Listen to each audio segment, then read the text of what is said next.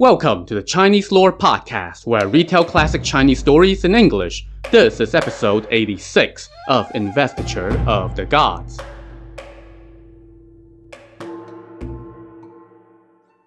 Last time, with mission accomplished and a new crown on his head, the martial king Jifa returned to Western Qi in triumph. But now, Jiang Ziya came to him and said, So, guess what? There's something I haven't told you. Many years ago, I left Kunlun Mountain on my master's command and came to help your highness punish evil, Jiang Ziya said.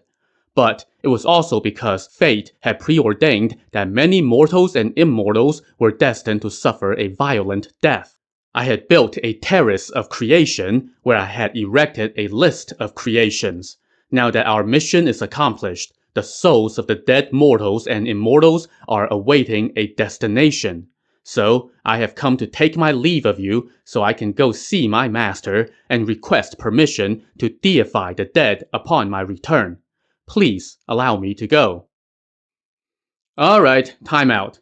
So this was the thing that I've been trying to keep under wraps for almost the entirety of this novel. All the way back in episode 15, we first met Jiang Ziya. But in the novel, his introduction was prefaced with a giant spoiler about what he was going to be doing the rest of the book. And it was a convergence of three key events.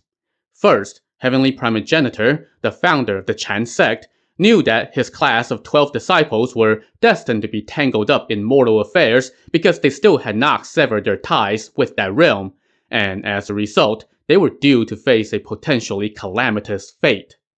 At the same time, the Jade Emperor of Heaven, who was referenced in the book but never introduced as an active character, had commanded the leaders of the three Taoist sects to provide him with bodies to fill 365 office jobs in heaven. No, I'm serious. Heaven needed people to staff its Byzantine bureaucracy, which included units like the Department of Thunder, Fire, Plague, and War. And on top of that, the Shang dynasty was destined to bite the dust soon, so the leaders of the three Taoist sects got together and decided to kill three birds, not to mention a whole lot of people, with one stone. They drew up a list of 365 names, including both mortals and Taoist practitioners. Once this list was drawn up, it was kept secret from everyone. Later, Heavenly Primogenitor gave it to Jiang Ziya when he tasked him with a literally divine mission.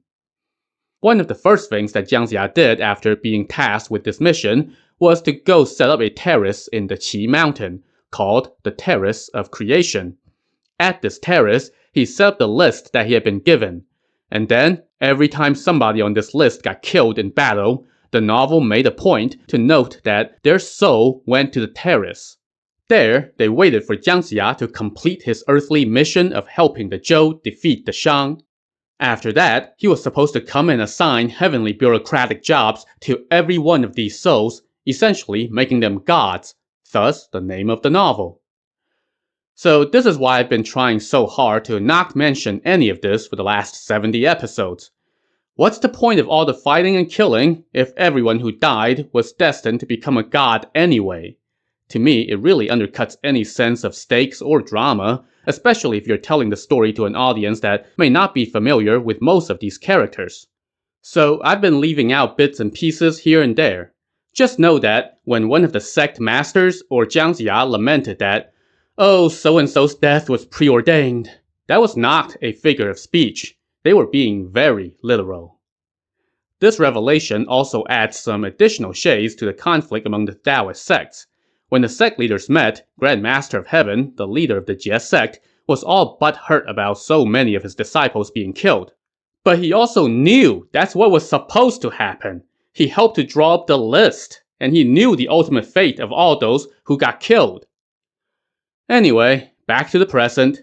Once Jiang Ziya put in his time-off request, Jifa said, "Minister Father, you have labored for so many years. You should be enjoying the blessings of peace. But this is also something that must be done. Please go and return quickly. Don't stay long on your immortal island and make me wait." "I would never dare to keep you waiting while I make merry in heavenly realms," Jiang Ziya reassured him, and then took his leave. He went home, bathed, changed, and fast-traveled to Kunlun Mountain and asked for admittance into the Jade Emptiness Palace, the headquarters of the Chan sect. Once he was summoned in by his master, Heavenly Primogenitor, Jiang Ziya entered the palace, kneeled, and said, "Master, I wish you eternal life. I have come to ask for jade spells and golden decrees so I can assign positions to all the loyal officials, filial sons, and immortals who met their end in battle, so that their souls will have a resting place. Please exercise your compassion and act quickly." "I already knew," Heavenly Primogenitor said. "You may go on back first. The items will be delivered to the Terrace of Creation soon."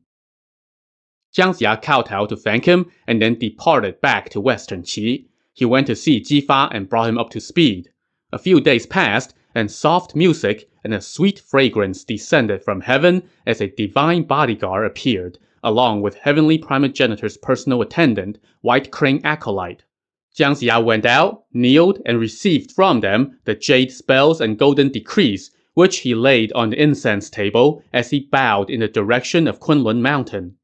Once the couriers took their leave, Jiang Ziya stole the items and fast-traveled to Qi Mountain. When he arrived at the Terrace of Creation, he was greeted by Bai Jian.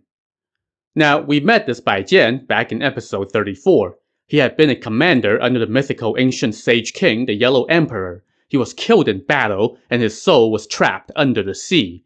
Jiang Ziya freed him and sent him to the terrace. His job was to be the greeter for the souls of every character who arrived at the terrace after being killed in battle. Jiang Ziya now ascended the terrace and placed the jade spells and golden decrees on the altar in the center. He then ordered the officers Wu Ji and Nan Gongkuo to erect paper pennants with all the Taoist cycle signs around the terrace to suppress evil spirits. He also ordered 3,000 soldiers to guard the structure.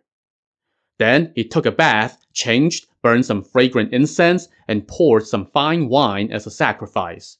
He then walked around the terrace 3 times, bowed, and ordered Bai Jian to await his orders at the foot of the terrace. All this done, he started to read a declaration from his master. It was a fairly lengthy decree, filled with Taoist mumbo-jumbo, so I'll just summarize a bit. To the Taoists who died in battle, it noted how difficult it was to attain immortality by cultivating the Tao, and how, if you fail to sever your mortal inclinations after 500 years of cultivation, you're destined to meet with calamity. To the mortals who were killed in battle, it noted their loyalty in serving their country. To all of them, it said, "Out of pity for your violent deaths, I have ordered Jiang Ziya to assign you as gods in 8 departments. You will carry out your responsibilities in overseeing the affairs of the mortal world. You have transcended the cycles of birth and death. If you render good service, you will be promoted. You must all obey the laws and not commit any new sins or crimes." After reading the decree, Jiang Ziya put it back on the altar. He then donned his armor, held his magic yellow pendant in his left hand, and his god-beating staff in his right. He stood in the center of the terrace and shouted, "Bai Jian, hang up the list of creations at the foot of the terrace. All the souls will process according to their order on the list." So Bai Jian hung up the list, and all the souls gathered around to look for their names. First on the list was Bai Jian himself, so he ascended the terrace with his soul-leading banner in hand, kneeled, and awaited his assignment. Jiang Ziya said, "By decree of Heavenly Primogenitor, I deify you as the god of pure happiness, leader of the 365 gods across the 8 departments. Take this post with care and respect." Bai Jian kowtowed and offered up his thanks. He then went back down and resumed directing the other souls. Next up, Jiang Ziya summoned Huang Tianhua, the eldest son of Flying Tiger, who was killed on Golden Rooster Peak. Momentarily, Bai Jian led him to the foot of the terrace, and he kneeled to await his assignment. Jiang Ziya declared, "Per Heavenly Primogenitor, Huang Tianhua sacrificed his young life in loyal service to his kingdom. He also rendered immense service and rescued his father as a filial son. He died before receiving his reward. It was truly lamentable, and you deserve a high post. You are hereby deified as the god of the 3 sacred mountains. After Huang Tianhua offered his thanks and left, Jiang Ziya summoned Flying Tiger and the other 4 warriors who died by his side in battle. The 5 of them were assigned as gods of 5 sacred mountains, which were, different from the 3 sacred mountains that Huang Tianhua got. Flying Tiger was to be chief among them, and he was given power over the 18 hells for the deceased. That meant he had control over all incarnations after death, whether you were going to be turned into a human being, a god, a fairy, or a ghost. He also controlled all human fortune and misfortune, blessings and punishments. Next, Jiang Ziya ordered Bai Jian, bring forth the lead god of the Department of Thunder.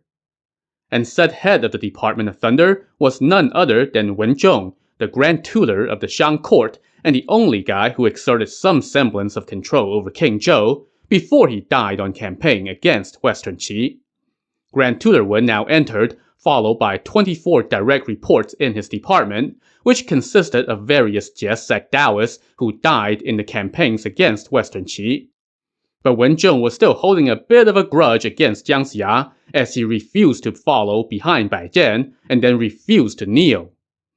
Jiang Ziya raised his staff and exerted his authority, shouting, "The head of the Department of Thunder shall kneel to receive the assignment from heaven."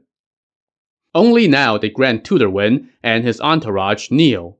Jiang Ziya praised him for his loyalty and chastity, and then told him that he was to lead the Department of Thunder, which meant he controlled the weather, particularly the rain that was so crucial for the growth of crops.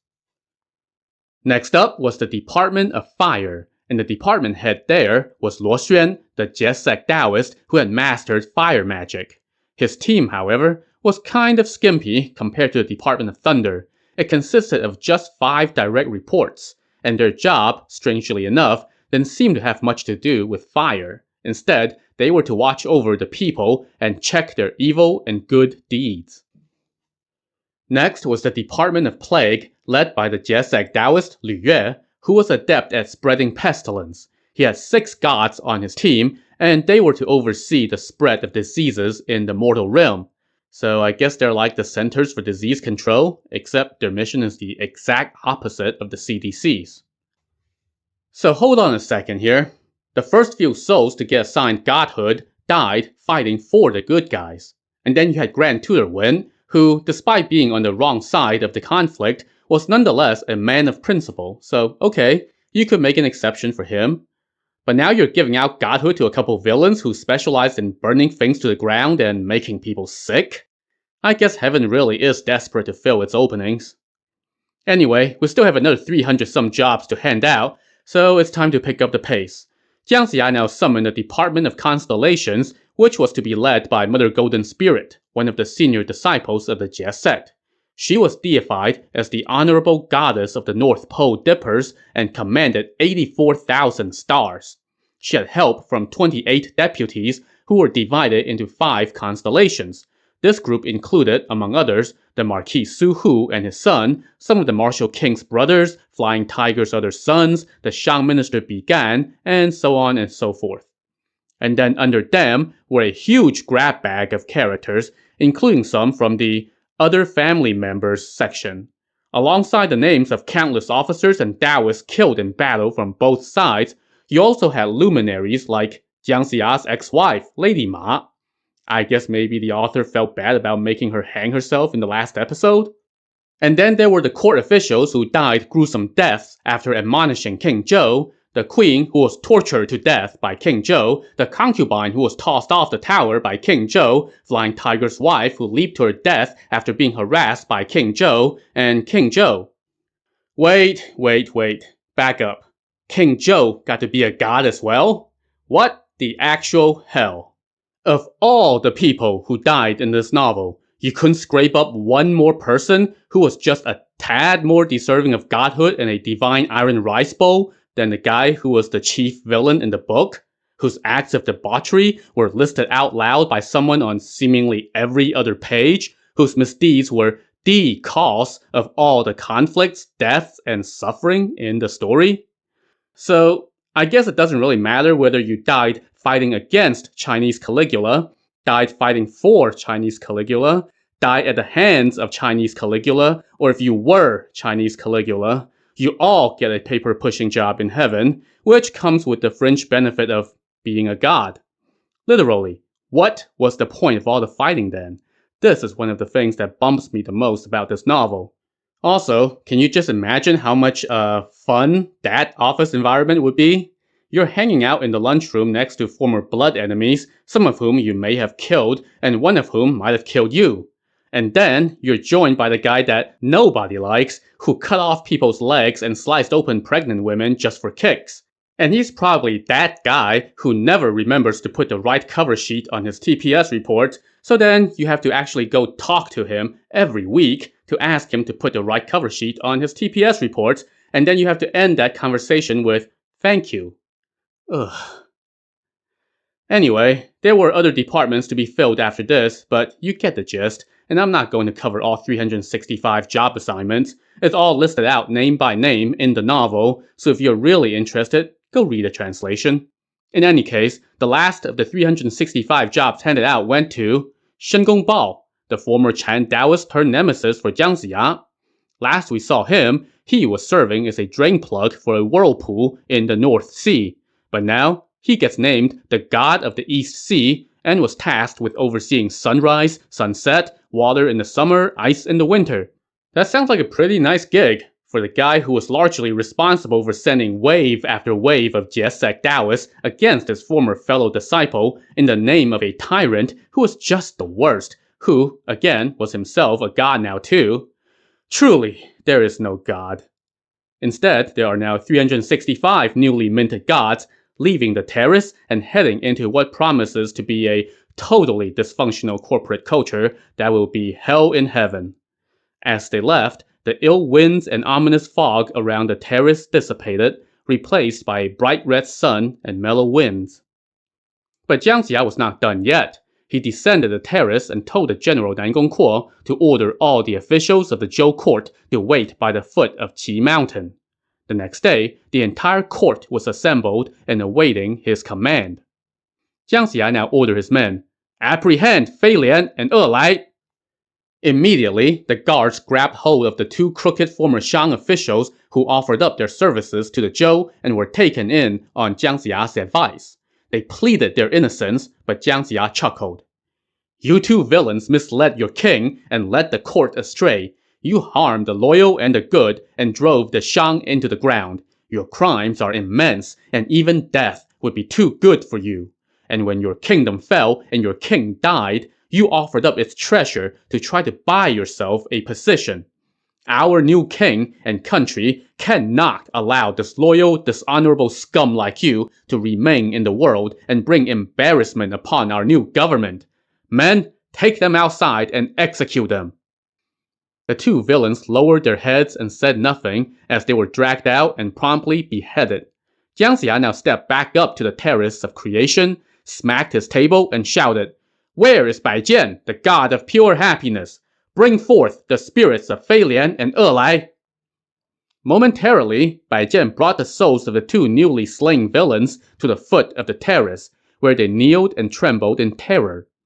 Jiang Ziya declared, "Per heavenly primogenitor, Fei Lian and E Lai were wicked in life. They misled their lord, leading to the demise of the king and the country. Then they lived on in cowardice and stole the treasure of the kingdom to benefit themselves. But there is no escaping justice. Y'all brought this upon yourselves, but it was also preordained. You are hereby deified as gods for dissolving ice. Even though you have been wicked, you must now commit to good deeds. Do not commit any more sins." So, you trick these villains into thinking their scheme had worked, and then you give them their just desserts, but then you make them gods? Again, what is the point? I give up. Somehow, in a novel called Investiture of the Gods, the most nonsensical part is the investiture of the gods. Anyway, Jiang Ziya now descended the terrace and led all the other officials back to Western Qi. The next morning, the martial king Jifa held court and looked every bit like the new master of the realm.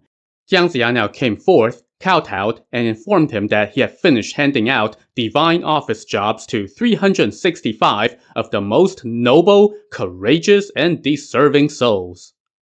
They are authorized to bless the country and the people, oversee the wind and the rain, do good deeds, and punish the wicked, Jiang Ziya said. From now on, they will forever protect the peace, so that your highness no longer has to worry about it. But there is still the matter of the nobles, officials, and Taoists who render service on your campaign. They risk their lives to render service. Now that the realm is won, you should bestow territory and titles upon them and their descendants. You should also do the same for your royal relatives. This needs to be your first action item and cannot be delayed. I have long wanted to do so as well, Jifa said, but I was waiting because you were away creating gods. Now that you're back, I shall do as you say. Just then, the Taoist warriors who had accompanied him on campaign stepped out and said, "We were wild men of the mountains. On our master's command, we joined the effort to restore order to the land. Now that that is done, we should return to our mountains to report back to our masters. We do not desire the riches, fame, and offices of the mortal realm. We wish to take our leave of your highness now. We hope you will allow us to go back to our mountains." Jifa tried to convince them to stay, but the Taoists said, "We are grateful for your immense kindness, but we are used to living a carefree lifestyle in the wilderness. We dare not disobey our master or heaven's will. Please oblige us and allow us to go." Jifa relented, but he also lamented. "Back when I started my campaign, loyal officials and men of honor gathered like clouds before a storm. Who knew so many would die on the campaign? Only a smattering are left, which grieves me greatly. And now, I was just about to enjoy peace with the rest of you, but you are insisting on going back to your mountains. If I try to keep you, it would be going against your will. So I will relent. Tomorrow, I and all the officials will personally see you off outside the city so as to thank you for all the years you have served me." So the 7 remaining Taoist warriors, Ne Zha and his father and 2 brothers, Yang Jian, Thunderbolt, and Wei Hu, were all going back to their mountain abodes. This grieved all the other officials, including Jiang Ziya. The next morning, they got a grand send-off on the outskirts of the south side of the city. Jifa took them by the hand and said, "Once you return to your mountains, you will be immortals. We are no longer lord and vassal, so don't stand on ceremony. Today, we shall drink our fill, so that I won't know where you're going. Otherwise, how can I bear your departure?" So they feasted and drank for a good while before the Taoists took their leave. Jifa begged them to drink a few more cups, and they obliged him. After more back and forth, Jifa knew that he couldn't keep them forever, so he bid them goodbye with tears in his eyes, and they told him, "It would be our greatest blessing if your highness continued to protect the peace. May we meet again another day." Then they bid him and the other officials goodbye and set off. Jiang Ziya couldn't bear to see them go either, and he saw them off for a good stretch before parting ways. And these 7 Taoists will soon also become immortals, freed from the cycle of death and reincarnation. And they did it without having to die in battle first. The next day, Jifa and Jiang Ziya turned their attention to more earthly affairs. Jiang Ziya asked Jifa to start bestowing land on the mortals who had rendered service to him. Jifa said, "I'm still hung up on losing the 7 Taoists yesterday. Minister Father, you and my brother, the Duke of Zhou, may proceed as you see fit." So Jiang Ziya and the Duke of Zhou devised all the various rewards and reported back to Jifa the next day. I'm not going to cover them all. Needless to say, various titles were handed out, including posthumous ones for Jifa's ancestors.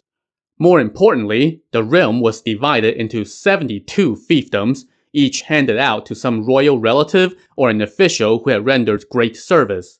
This, by the way, would set the stage for the feudal system that the Zhou was known for.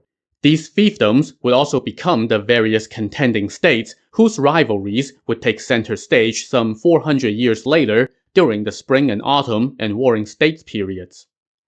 For his service, Jiang Ziya was given the fiefdom of Qi, which would become one of the largest and most influential states. All this done, Jifa threw another huge party to celebrate. He also opened the storehouses and shared its wealth with the nobles. Everyone drank their fill, and then the next day, they took their leave and returned to their own states. Jifa also gave orders to move the capital to what is present-day Xianyang County in Shanxi Province. Then, one day, Jifa said to Jiang Ziya, "Minister father, you're getting old. It must be hard for you to remain at court." And so, he bestowed lots of wealth and palace maids upon Jiang Ziya and allowed him to go home to his fiefdom of Qi to enjoy the fruits of his labor.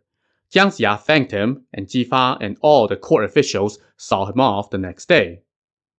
Jiang Ziya bowed to Jifa and said, "Your servant was blessed to have received a state per your highness's kindness. But I will no longer be by your side. Who knows when we will meet again after today's parting?" "Minister father, you're getting advanced in years," Jifa said. "You have done much for the royal house. I wish that you can enjoy the pleasures of peace and no longer have to labor at court." Jiang Ziya bowed time and again to thank Jifa for his kindness. Then they parted ways, and Jiang Ziya headed to his state of Qi. Once there, he thought of his old friend Song Yiren, who had taken him in when he first left Kunlun Mountain all those years ago at the age of 70.